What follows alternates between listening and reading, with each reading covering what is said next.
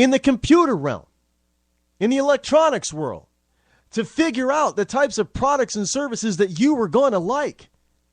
Government didn't do that. And you name anybody who does stuff like that or did stuff like Alexander Graham Bell. You know, Thomas Edison. They all trained themselves or got the training they needed in order to become capable to use the abilities that was within them, that propelled them. And now we know their names we'll know their names for probably as long as mankind as a civilization. Government didn't do that. So this whole notion that we need big, bulky, strong, abusive, over-regulatory government, it does nothing but prevent you from becoming all that you can be, to steal the the old Army acronym and axiom. You know, become all you can. It isn't. And frankly, to become all that you can possibly be, in many cases, unless it's some really technical field like medicine or engineering, architecture, it isn't going to college necessarily. And that was another thing that Obama tried to hit home. You know, we want to make sure that your kids can afford to send your kids to college. Why? For what? Most kids who go to college aren't there for a technical degree, such as in engineering or architecture or medicine. Well, we got too many that's there for the law, but you don't need to go to school and learn the law. You don't need to go to college to learn the law. Oh, you need to go to law school. No, you don't. You know what they learn in law school? Most of the time, they don't learn about law. They learn about cases and case history. You can find that out on your own. No, they don't teach college students, law students, how to debate or argue a case. What do you think when you go to a law firm, you can't sit down in a courtroom as first chair when you first get hired right out of college? Because you got to learn how to argue cases. And the only way today that you learn how to do that is by sitting, second or third chair to an attorney that does know how to do it. But wait, you just spent thousands and thousands and thousands of dollars going to college and spending hours upon hours upon hours studying so you could pass the bar so you could sit and listen again?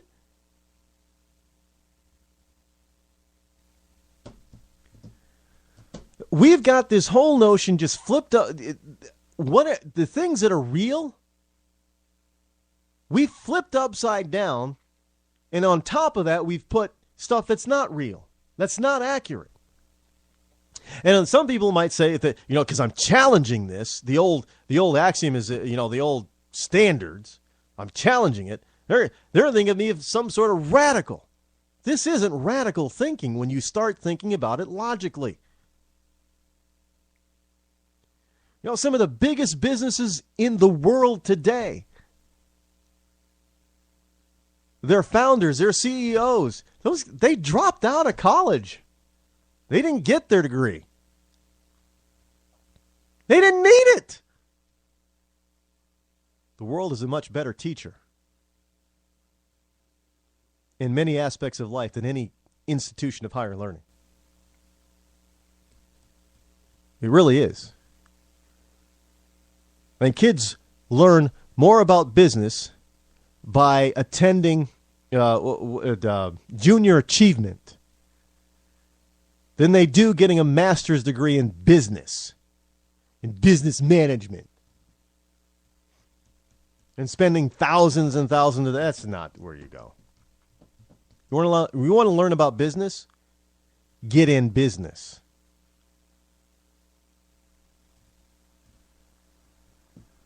Now, sure, for certain technical aspects of business, like accounting, well, yeah, you can go to school to learn accounting rules and how to do certain types of accounting.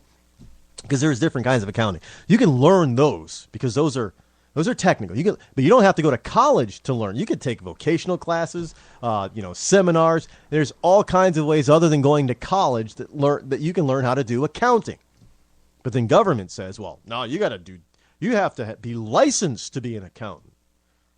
Well, if you want to do accounting for other people, sure. But if you want to run your own business, you don't have to be licensed to be an accountant.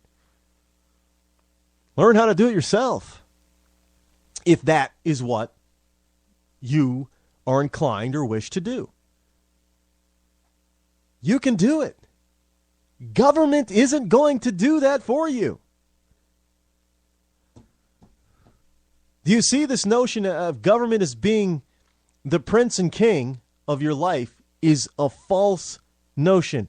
It always has been and always will be. You as the individual are greater than your government because you as the individual know what's best for you. Government does not. You know what your interests are, what you're capable of. You're capable of so much more than you believe. But if you believe you can do it, you can. If you believe you can't, then you can't. Doesn't matter your ability. If you believe you can't do it, then you can't. You have to believe in yourself. Government isn't going to do that. Government doesn't know you.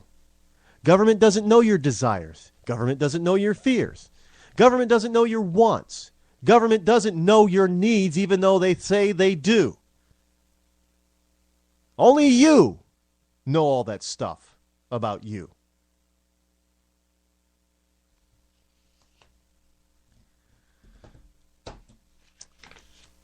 People in Iowa. There was another part in the debate where, believe it or not,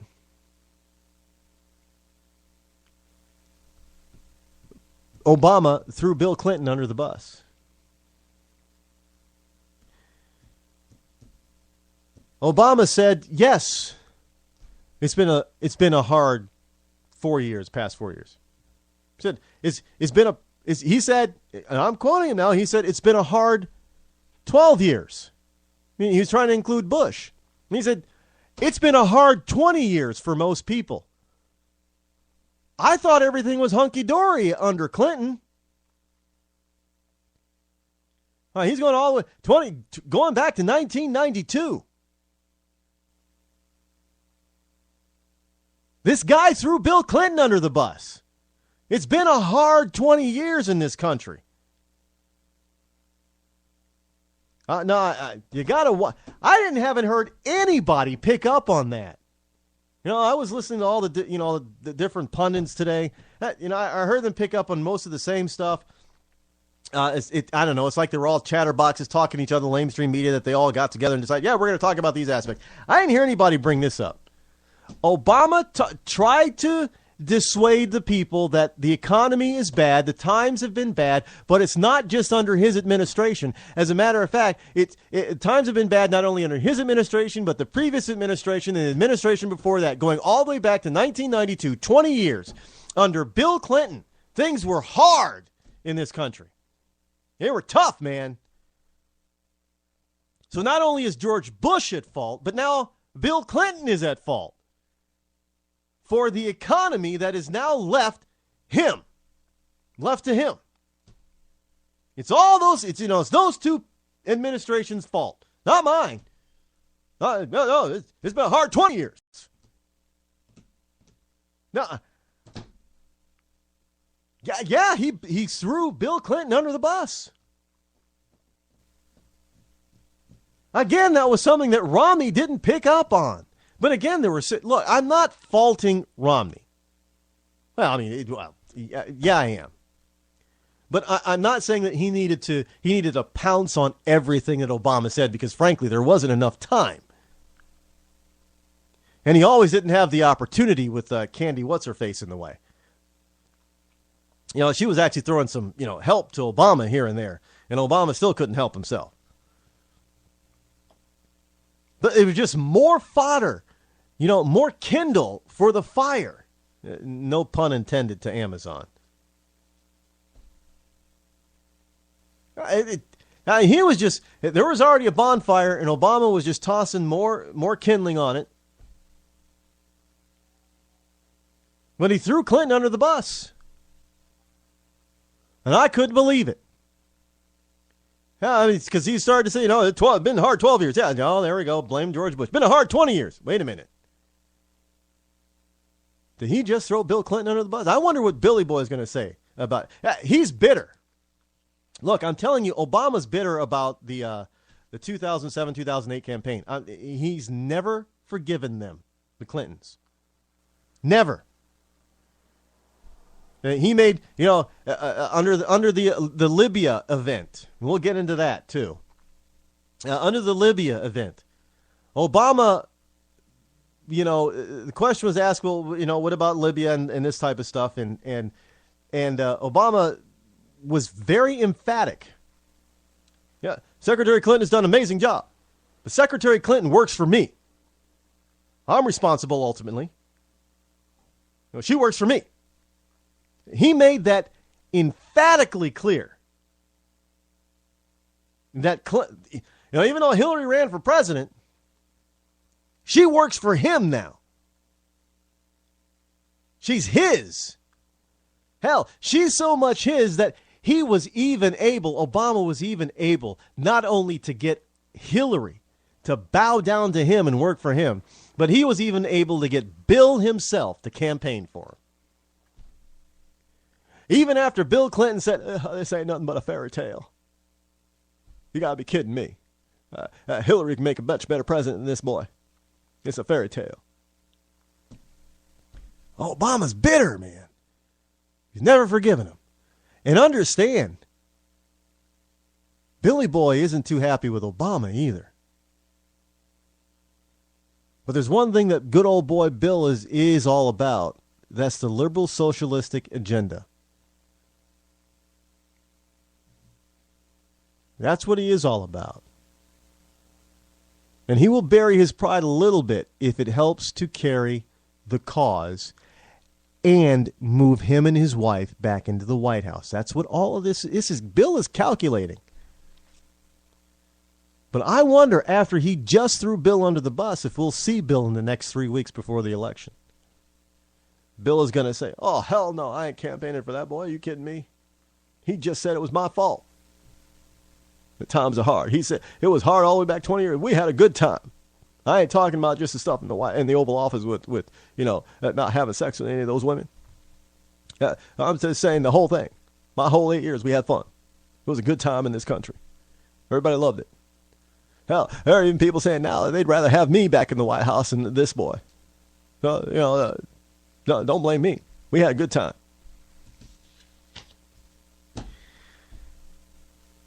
Now, well, he did it. There are people. I have said it too. I said, I can't believe I'm saying this, but at this particular juncture, I kind of miss Bill Clinton. There are a lot of us were saying that. Because at least Bill was tempered by a Republican Congress. But Bill also learned how to work with that Republican Congress in order to save, his historical event, which is his historical record. So, his legacy wouldn't be totally diminished and belittled. He's, say, I reform welfare, which he didn't. He was just forced to sign it into law. But, he could take credit. Who cares? And he did. Bill was against welfare reform, but when he saw that he needed to pass it and he needed to sign it to get on board, he claimed it was his. Yeah, it's mine. I did it. And most of the people on the right were just saying, doesn't matter. Doesn't matter who gets the credit as long as the right thing is done and the right thing works. And it worked. Doesn't matter who gets the credit. In the end, it really doesn't matter. So Bill gets the credit. Great. But now he just got thrown under the bus. And Bill is sitting there. He's probably sitting there, in New York or wherever he's, in some girl's lap or